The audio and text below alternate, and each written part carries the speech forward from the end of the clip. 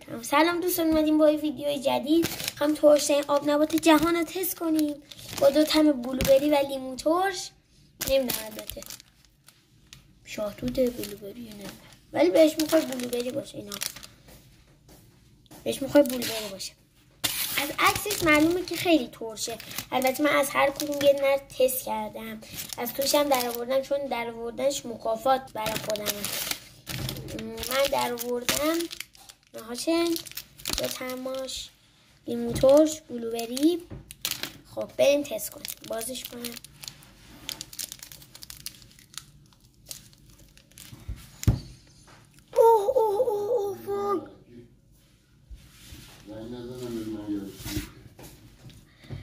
وای واقعا راست میگه، انقدر توش. ای خدا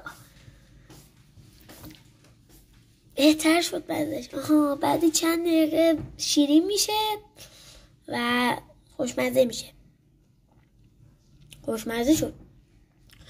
خب این هم از ویدیو ما. لایک و ساب فراموشتون نشه. در مورد تست بعدی هم یه زیر کامنت بذارین که چه چیز بعدی رو تست کنیم. تا ویدیوی بعدی، خدا نگهدار.